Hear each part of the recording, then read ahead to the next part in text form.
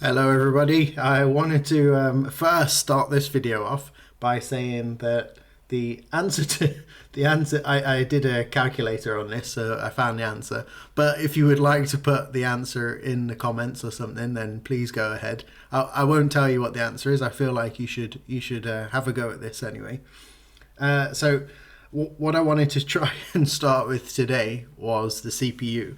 This is the CPU you see is the sort of heart of a computer. It's the thing that does all the calculations, and they're very very interesting and quite complex things now. So we'll do the next few videos will be on CPU. I would like to talk about how they work, of course, how they're manufactured, what they look like. We'll get some pictures up and see what they look like.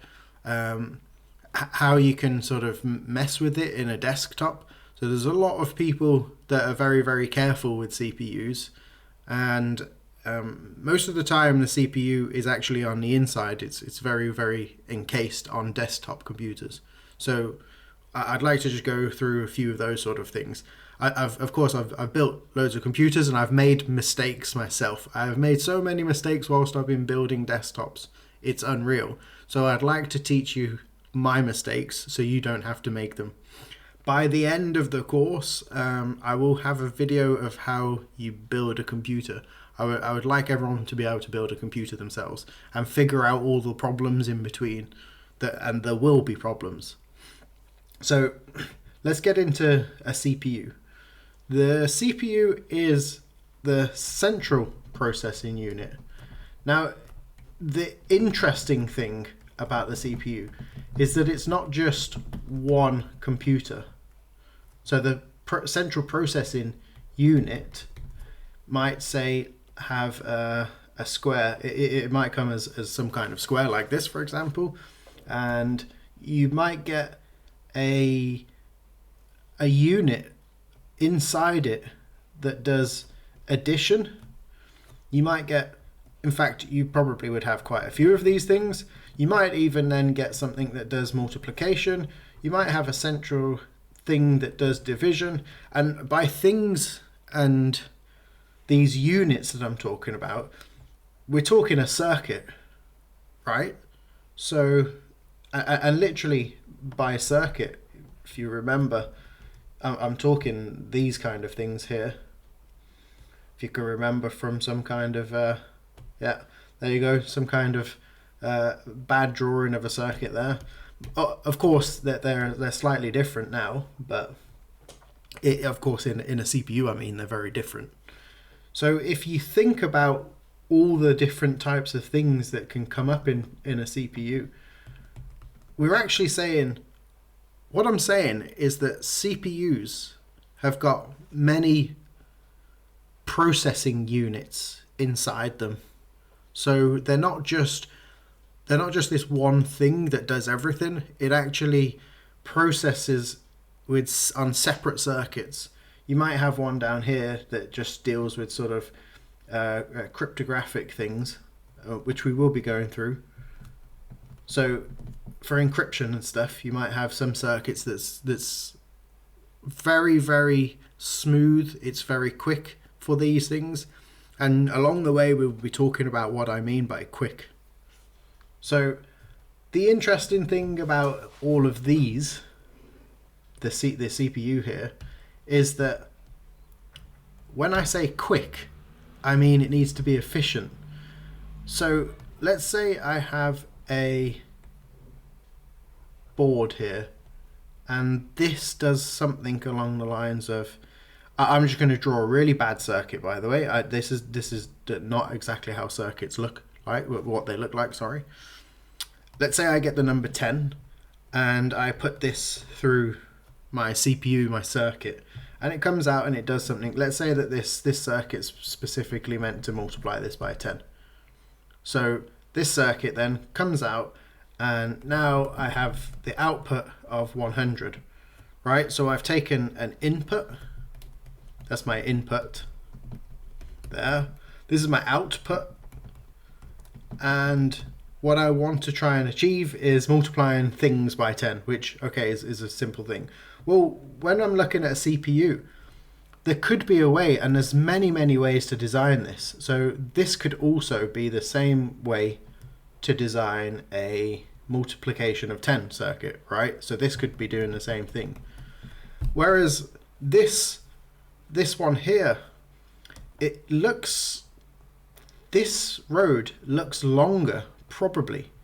I mean, I'm just guessing here, but it looks a bit longer than the one above, right?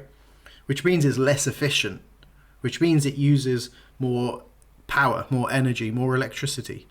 Now, the problem with it using more electricity and more power is that it's going to be longer. Your computer's going to be slower, effectively. So we don't want that. Now, perhaps the engineers, and these are very clever engineers that figure these out.